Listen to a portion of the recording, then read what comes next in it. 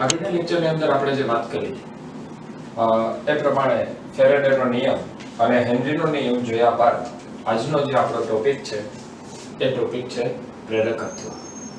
સૌપ્રથમ પ્રેરકત્વ એટલે શું થાય? તો આપણે જેમ આગળ ચેપ્ટર નંબર 3 ની અંદર પ્રેરિત પ્રવાહ ભણી ગયા છીએ, પ્રેરિત વિદ્યુત ભાર ચેપ્ટર નંબર 2 ની અંદર શબ્દ આવી ગયો છે. તો એ પ્રેરિત વિદ્યુત ભાર મતલબ વિદ્યુત ભાર કોઈક રીતે પ્રેરિત થાય છે. એવી જ રીતે જો અહીં વિદ્યુત પ્રવાહ પ્રેરિત થાય તો આ ઘટનાને કહેવાય આત્મ પ્રેરકત્વ અથવા અન્યોન્ય પ્રેરકત્વ, જે આપણે આગળના લેક્ચર્સ ની અંદર જોવાના છીએ. તો આજના દિવસમાં આપણે શીખવાના છીએ પ્રેરકત્વની અંદર આત્મ પ્રેરકત્વ શરૂ કરીએ એની પહેલા એક સરળ એવા પ્રયોગથી આપણે જાણીએ કે આત્મ પ્રેરકત્વ એ શું છે.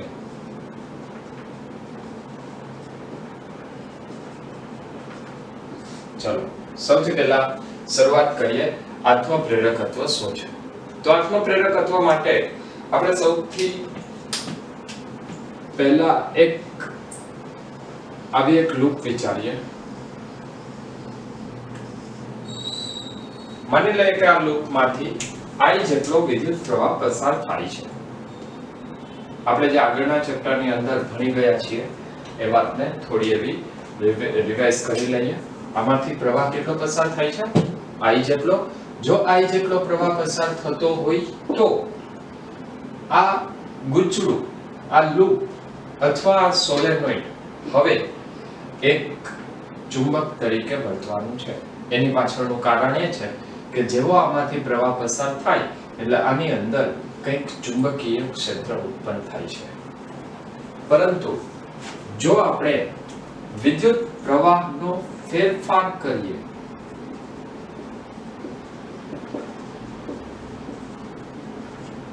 જો આપણે વિદ્યુત પ્રવાહમાં ફેરફાર કરીએ તો આ પ્રવાહમાં ફેરફાર એ પ્રેરિત પ્રવાહ ઉત્પન્ન કરે છે. આ પ્રવાહનો ફેરફાર એ આપણને રિઝલ્ટ શું આપશે? પ્રેરિત પ્રવાહ. મતલબ આ પ્રેરિત પ્રવાહની આપણે હવે વાત કરવાની છે. તો પ્રેરિત પ્રવાહની જો આપણે વાત કરીએ તો આપણે પ્રેરિત EMF ભણી ગયા છીએ. લેન્ઝનો નિયમ એવું કહે છે કે પ્રેરિત EMF હંમેશા પ્રવાહની વિરુદ્ધ દિશામાં હોય. મતલબ આપણે જ્યારે પ્રેરિત પ્રવાહની વાત કરશું તો એ કંઈક માઈનસની નિશાની એ વિરુદ્ધ દિશા સૂચવે છે. વિરુદ્ધ દિશા એટલે કેવી રીતે? તો આ પ્રેરિત પ્રવાહની દિશા કઈ એના માટે ફરીથી થોડીક એક સ્ટેપ આગળ આપણે વાત કરી. માની લે કે હું તમને અહીંયા બે ઉદાહરણ આપું છું જેની મદદથી આપણે થોડી આ વાતને વધારે ક્લિયર કરશું અને ત્યારબાદ આત્મ પ્રેરકત્વ શું છે એની વાત કરશું. માની લઈએ આવા બે ગુંચડા છે. બંને ગુંચડામાં પ્રવાહની દિશા આ તરફની આપણે લઈ લીધેલી છે. ચલો ઠીક છે. બંનેમાં પ્રવાહની દિશા આપણે નક્કી કરી લીધી છે. હવે માની લઈએ કે આની અંદર પ્રવાહ વધે છે.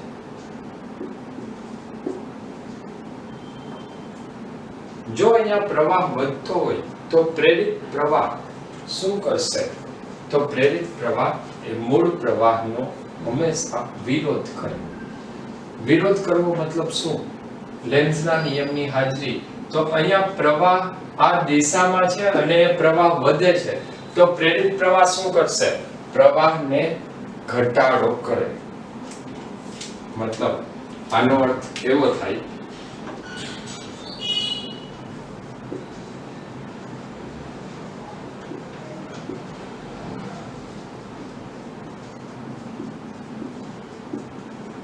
કે અહીંયા જે આ દિશામાં પ્રવાહ મળતો હતો અને પ્રવાહ વધતો હોય તો પ્રેરિત પ્રવાહ જો આપણે I0 કહી દઈએ અથવા I વડે દર્શાવીએ તો આ પ્રેરિત પ્રવાહ એ પ્રવાહમાં ઘટાડો દર્શાવશે, જે દર્શાવે છે કે જો પ્રવાહ વધતો જાય તો પ્રેરિત પ્રવાહ વિરુદ્ધ દિશામાં પસાર થઈ અને પ્રવાહમાં ઘટાડો કરે છે. બીજી વાત આપણે લઈએ, અહીંયા જે આપણે પ્રવાહમાં વધારો લીધો છે એની બદલે આપણે એવું લઈએ કે હવે પ્રવાહ ઘટે છે. જો પ્રવાહ ઘટતો હોય તો ફરીથી લેન્ઝનો નિયમ શું સૂચવે છે? લેન્ઝનો નિયમ એ પ્રવાહમાં ઋણ નિશાની મતલબ એનો કંઈક વિરુદ્ધનો ફેરફાર. હવે આ પ્રવાહ ઘટે છે તો લેન્ઝનો નિયમ મતલબ જે આપણને પ્રેરિત પ્રવાહ મળવાનો છે એ પ્રેરિત પ્રવાહ શું કરશે? આ ઘટાડો છે એનો વિરોધ કરે. ઘટાડો એનો વિરોધ મતલબ પ્રેરિત પ્રવાહ વધારશે. મૂળ જે પ્રવાહ છે એ પ્રવાહમાં વધારો કરે, અને પ્રવાહમાં વધારો કરે તો આની અંદર પ્રેરિત પ્રવાહની દિશા કઈ આવશે? પ્રવાહની દિશામાં. આનો મતલબ કે આપણને અહીંથી એક પરિણામ મળ્યું, જે પરિણામ અત્યારના લેવલ પૂરતું આપણને ખ્યાલ હોવો જોઈએ, અને એ પરિણામ છે કે જો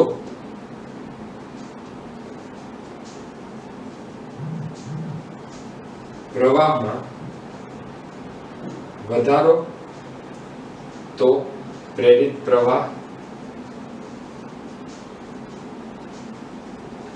મૂળ પ્રવાહને ઘટાડશે, અને જો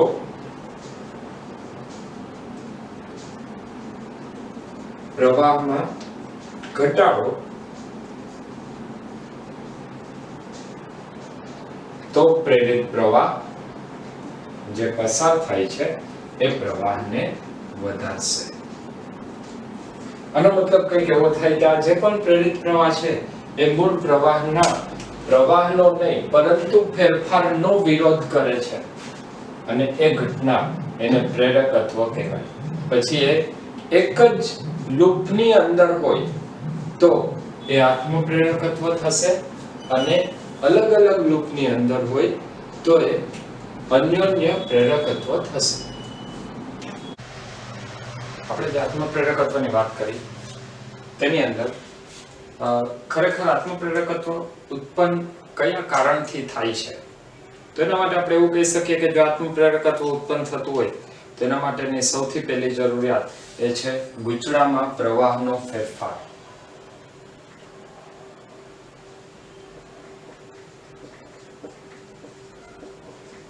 આત્મપ્રેરકત્વનું કારણ શું? તો એના માટે સૌથી પહેલી વાત આવશે કે ગૂંચળામાં પ્રવાહનો ફેરફાર. આ જે પ્રવાહનો ફેરફાર છે એ પ્રવાહનો ફેરફાર ગૂંચળાની અંદર ચુંબકીય ક્ષેત્રમાં ફેરફાર કરશે.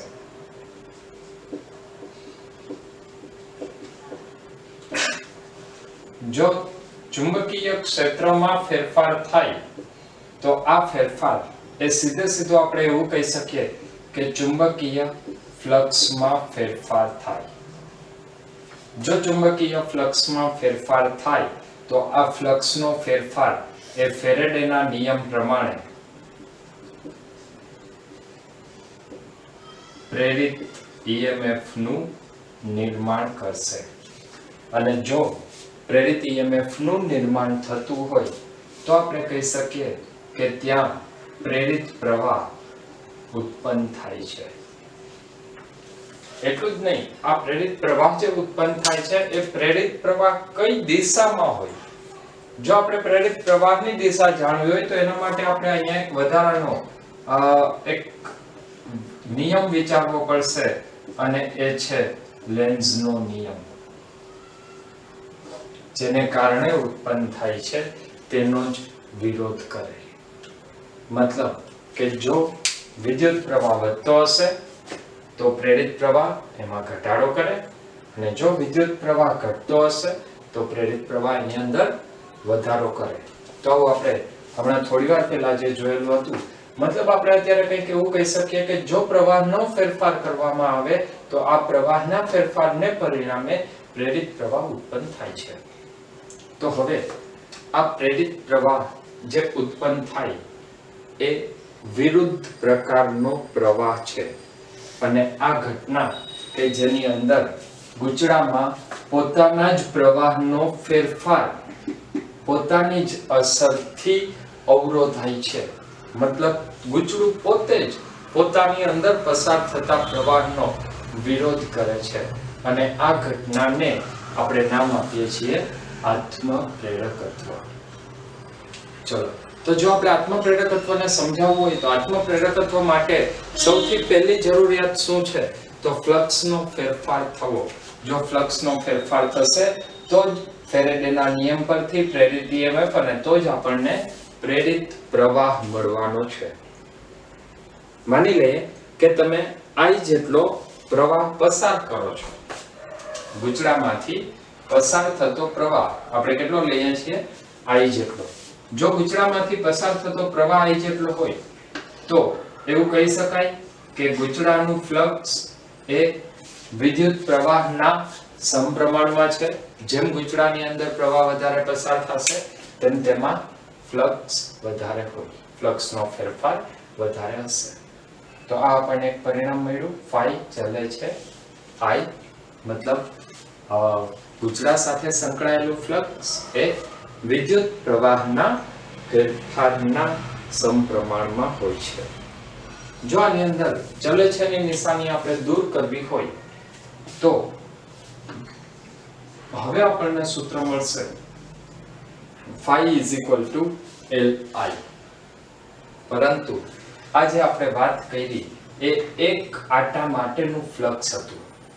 હવે જો આ ગૂંચળું n આટાઓનું બનેલું હોય તો ત્યાં કુલ ફ્લક્સ કેટલું લખવું જોઈએ? તો આપણે લખશું કે ત્યાં phi ને બદલે કેપિટલ phi મતલબ કુલ ફ્લક્સ કરવું પડશે. અને જો આપણે કુલ ફ્લક્સ લખીએ તો કુલ ફ્લક્સ એટલે શું? આટાઓની સંખ્યા ગુણ્યા એક આટાનું ફ્લક્સ L into I. આના ઉપરથી આપણને L નું સૂત્ર મળશે. L n phi divided by I. ચલો, આપણે કંઈક સૂત્ર તો મળ્યું, પરંતુ આની અંદર આપણે બીજા જ સ્ટેપમાં ચલે છે ની નિશાની દૂર કરી અને એક અચળાંક લઈ આવ્યા.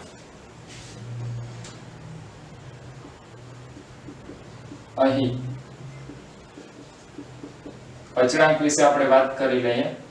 સપ્રમાણતા અચળાંક કેપિટલ L એટલે આત્મપ્રેરકત્વ. સેલ્ફ ઇન્ડક્ટન્સ મતલબ આત્મપ્રેરકત્વ. તો આત્મપ્રેરકત્વનું આપણને એક સૂત્ર મળશે L n phi by I, અથવા લખાય n phi L into I, જ્યાં n એ ગૂંચળામાં કુલ આટાઓની સંખ્યા, I પસાર થતો પ્રવાહ, phi એક આટા સાથે સંકળાયેલું ફ્લક્સ અને L એટલે આત્મપ્રેરકત્વ. તો હવે આપણે આના ઉપરથી ખૂબ જ બેઝિક એવા ક્વેશ્ચન્સ જોઈએ. એ ક્વેશ્ચન પહેલા એક આત્મપ્રેરકત્વ વિશે થોડી એવી વધારે વાત કરી લઈએ. અહીં આપણે જે આત્મપ્રેરકત્વનું સૂત્ર લખેલું છે, ચલો એ સૂત્ર ઉપરથી હજી થોડી વાત કરી લઈએ. તો હું ફરીથી એક વખત સૂત્ર રિપીટ કરું છું. આપણને સૂત્ર મળ્યું L n phi by I. ચલો આનો એકમ લખીએ આત્મપ્રેરકત્વનો. n એટલે શું છે? આટાની સંખ્યા એકમ ના હોય. પછી છે ફ્લક્સ. ફ્લક્સનો એકમ શું? તો ફ્લક્સનો એકમ આવશે વેબર અને વિદ્યુત પ્રવાહનો એકમ આવશે એમ્પિયર. તો હવે L નો એકમ શું થાય? વેબર પર એમ્પિયર. લખી શકાય આવું. ફ્લક્સનો એકમ આવશે વેબર પર એમ્પિયર. અથવા જો તમારે એવું લખવું હોય કે ફ્લક્સ એટલે B into A, D એટલે ટેસ્લા, A એટલે મીટર સ્ક્વેર, તો આના ઉપરથી લખાય વેબર એટલે ટેસ્લા મીટર સ્ક્વેર પર એમ્પિયર. અથવા બીજો એક એકમ વૈજ્ઞાનિકના નામ પરથી આવશે હેનરી. તો આત્મપ્રેરકત્વના આપણને 3 એકમો મળ્યા. જરૂર લાગે તો આ એકમ ઉપરથી આપણે પારિમાણિક સૂત્ર પણ મેળવી શકીએ. તો 3 એકમોની અંદર કયા કયા આવશે? વેબર પર એમ્પિયર, બીજો એકમ ટેસ્લા મીટર સ્ક્વેર પર એમ્પિયર અને ત્રીજો એકમ આવશે હેનરી, જે વૈજ્ઞાનિકના નામ ઉપરથી આપવામાં આવેલો છે. તો જો હવે આપણને એવો એક ક્વેશ્ચન પૂછવામાં આવે કે આત્મપ્રેરકત્વ કોને કહેવાય, મતલબ આત્મપ્રેરકત્વની વ્યાખ્યા આપો. તો આત્મપ્રેરકત્વની વ્યાખ્યા માટે આપણે અહીંયા ફ્લક્સનો ફેરફાર લેવો પડશે ને જો આની અંદર ફ્લક્સનો ફેરફાર લેવો હોય તો વિદ્યુત પ્રવાહનો ફેરફાર લેવો પડે. તો હવે આપણે વાત કરીએ આત્મપ્રેરકત્વની વ્યાખ્યા.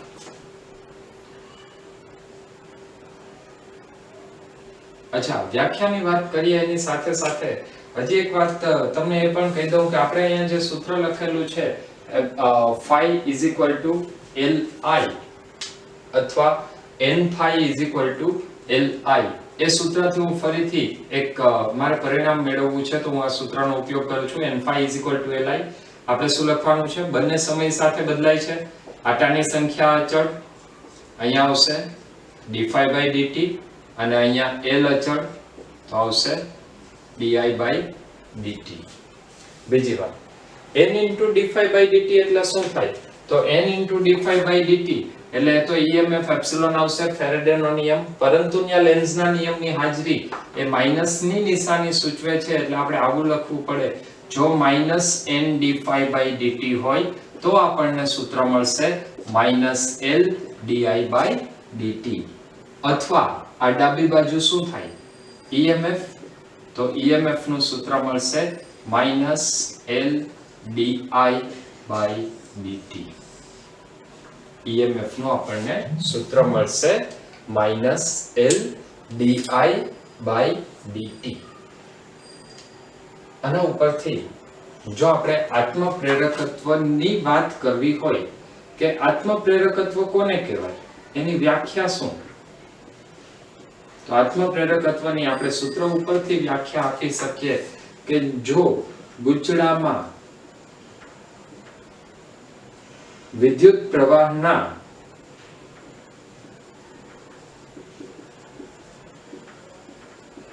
ફેરફારનો સમય દર મતલબ એ શું થાય? di/dt. આ કેટલો હોવો જોઈએ? તો એને આપણે લઈ લેશું 1 એમ્પિયર પર સેકન્ડ. ફરીથી રિપીટ કરું છું, જો ગૂંચળામાં વિદ્યુત પ્રવાહના ફેરફારનો સમય દર મતલબ di/dt કેટલો હોવો જોઈએ? 1 એમ્પિયર પર સેકન્ડ હોય તો ગૂંચળામાં ઉદ્ભવતા પ્રેરિત EMF ને તે ગૂંચળાનું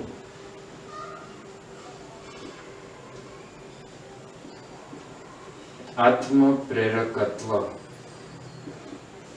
કહેવાય. આપણે વાત કરીએ આત્મપ્રેરકત્વની. હવે આજે આત્મપ્રેરકત્વ આપણે વ્યાખ્યાયિત કર્યું. આત્મપ્રેરકત્વ કઈ કઈ બાબતો પર આધાર રાખે? તો અહીંયા આપણે જેમ સૂત્રની વાત કરી L = n phi upon I, મતલબ આત્મપ્રેરકત્વ આ બધા સૂત્ર ઉપર આધાર રાખતું હશે એવું નથી. એક ખૂબ જ ધ્યાનમાં રાખવા જેવો મોસ્ટ IMP આત્મપ્રેરકત્વનો આધાર.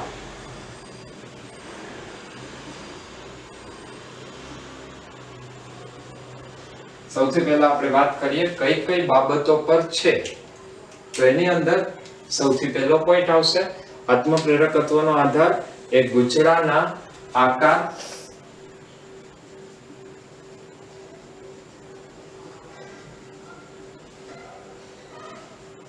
ગૂંચળાના પરિમાણ, ત્યારબાદ આવશે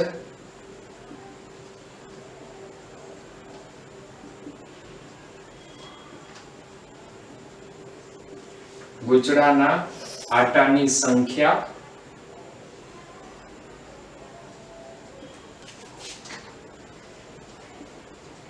ગુચડાના ગર્ભમાં રહેલા દ્રવ્યનો પ્રકાર, દ્રવ્યનો પ્રકાર મતલબ દ્રવ્યની જાત કે તમે કયું દ્રવ્ય રાખેલું છે. આપણે અગાઉ વાત કરી રહ્યા છીએ કે જો એક ગુચડું લેવામાં આવે ને એ ગુચડાની અંદર નરમ લોખંડનો સળિયો રાખી દેવામાં આવે તો એમાંથી પસાર થતો પ્રેરિત પ્રવાહ કે પ્રેરિત EMF મતલબ એની અંદરનો ફ્લક્સનો ફેરફાર વધી જાય છે. તો ગુચડાના ગર્ભમાં રહેલા દ્રવ્યના પ્રકાર પર આધારિત છે. આ બધા જ પરિબળો પર આધારિત છે. પરંતુ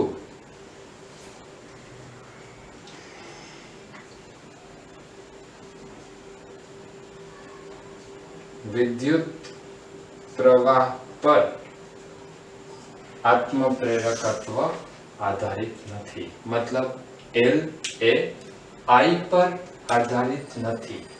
અચ્છા, આની સાથે હજી એક વાતની તમને સ્પષ્ટતા કરી દઉં કે L એ I ઉપર આધારિત નથી, પરંતુ L એ di/dt પર આધારિત છે. આ વાત પણ ધ્યાનમાં રાખવી. આપણે જ્યાં સૂત્ર લખેલું છે n∅/I, તરત તમે કહેશો કે અહીંયા L ના સૂત્રમાં તો I આવે છે, તો શા માટે આધારિત નથી? કારણ કે આપણો ઇન્ટરેસ્ટ વિદ્યુત પ્રવાહ નહીં પરંતુ પ્રવાહના ફેરફારનો છે.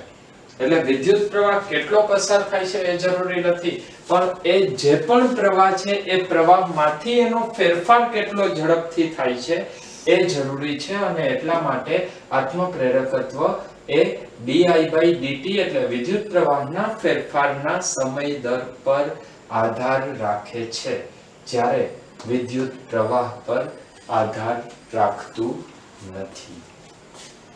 આપણે જે આત્મપ્રેરકત્વની વાત કરી તો એના પછી હવે 1 હેનરીને પણ આપણે વ્યાખ્યાયિત કરી શકીએ. તો હવે આપણે 1 હેનરીની વ્યાખ્યા આપશું. તો 1 હેનરી કોને કહેવાય? જો આપણે L બરાબર 1 હેનરી જોતું હોય તો આપણે સૂત્ર શું લખવું પડશે? L બરાબર 1 માટે આ સૂત્ર ઉપરથી L ને જો આપણે સૂત્રનો કર્તા બનાવીએ તો એના માટેનું સૂત્ર શું આવશે? L = -ε/di/dt. ફરીથી આની અંદર થોડી વાત કરી દઉં. જો તમે di/dt કેટલું લઈ લ્યો 1 એમ્પિયર પર સેકન્ડ, અને જો તમને પ્રેરિત EMF 1 વોલ્ટ મળતું હોય તો આ ગુચડાનું આત્મપ્રેરકત્વ કેટલું થાય? 1 હેનરી થાય. મતલબ આને વ્યાખ્યાયિત કરવું હોય તો કેવી રીતે કરાય? તો એના માટે આપણે લખી શકીએ કે વિદ્યુત પ્રવાહના સમય દરના એકમ ફેરફાર દીઠ, વિદ્યુત પ્રવાહના સમય દરનો ફેરફાર પણ કેવો? એકમ.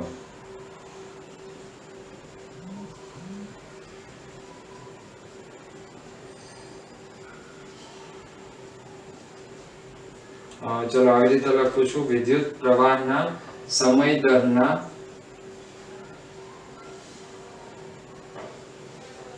એકમ ફેરફાર. એકમ ફેરફાર મતલબ di/dt કેટલું હોવું જોઈએ?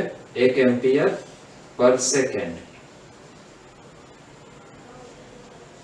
di/dt 1 એમ્પિયર પર સેકન્ડ મળતું પ્રેરિત EMF 1 વોલ્ટ હોય તો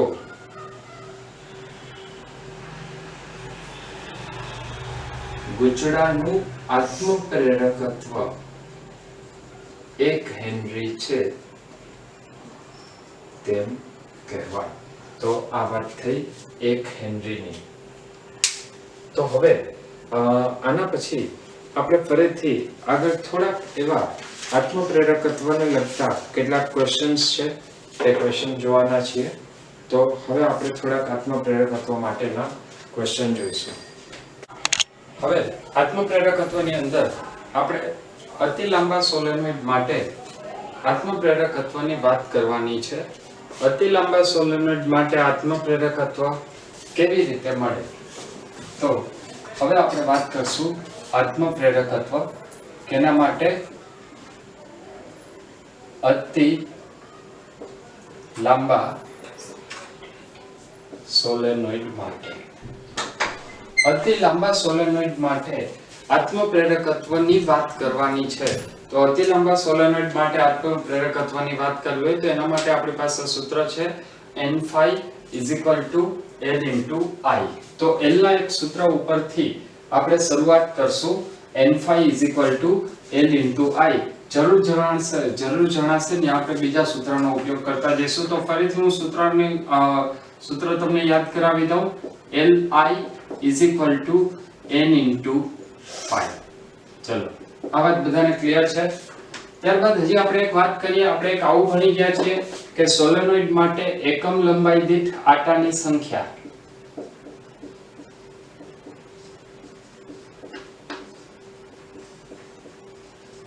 એકમ લંબાઈ દીઠ આટાની સંખ્યા સ્મોલ n હોય તો સ્મોલ n બરાબર શું હતું?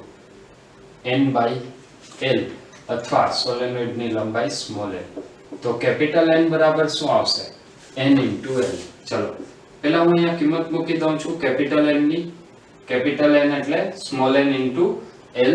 ત્યારબાદ ફ્લક્સ નું સૂત્ર વિચારો. ફ્લક્સ નું સૂત્ર શું આવશે? B * A. આની અંદર ફરીથી હું કિંમત મૂકી દઉં છું.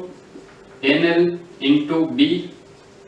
b એટલે આવશે મુની μ0 ni * a. a એટલે ગૂંચળાના આડછેદનું ક્ષેત્રફળ. માની લઈએ કે એની ત્રિજ્યા r છે, વર્તુળાકાર ગૂંચળું છે, તો એનું ક્ષેત્રફળ કેટલું? πr².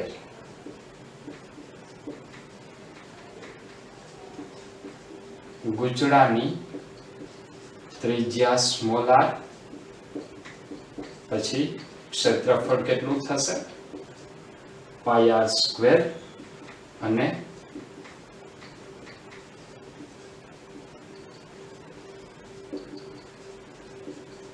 ગૂંચળાની અંદર ચુંબકીય ક્ષેત્ર B = μ0 ni. આ સમીકરણને જો આપણે ડાબી બાજુ સાથે સરખાવશું તો i બંનેમાં કેન્સલ થઈ જશે. આપણને પરિણામ મળશે μ0 n² μ0 pi n² l r². μ0 pi n² l r² અથવા μ0 n² l * pi r². આ આપણને મળશે આત્મપ્રેરકત્વ. પરંતુ જો તમને એવું કીધેલું હોય કે ગૂંચળાની અંદર કોઈક દ્રવ્ય રહેલું છે,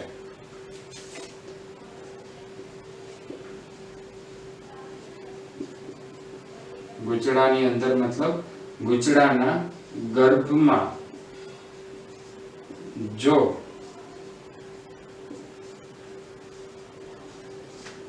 મ્યુ જેટલી પરમિએબિલિટી વાળું દ્રવ્ય આવેલ હોય તો હવે આપણે સૂત્ર શું લખશું? તો μ0 ને બદલે હવે સૂત્રમાં આવશે μ n² l pi r². પરંતુ આપણી પાસે એક સૂત્ર હજી આવું પણ છે કે μr સાપેક્ષ પરમિએબિલિટી = μ/μ0.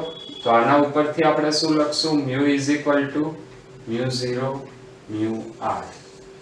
જો μ = μ0 μr હોય તો એનું આપણને ફરીથી એક સૂત્ર મળશે μ0 μr n² l pi r². આપણને પરિણામ મળશે ગૂંચળાના આત્મપ્રેરકત્વનું મતલબ અતિ લાંબા સોલેનોઇડ માટે તેનું આત્મપ્રેરકત્વ આ સૂત્ર પરથી મેળવી શકાય.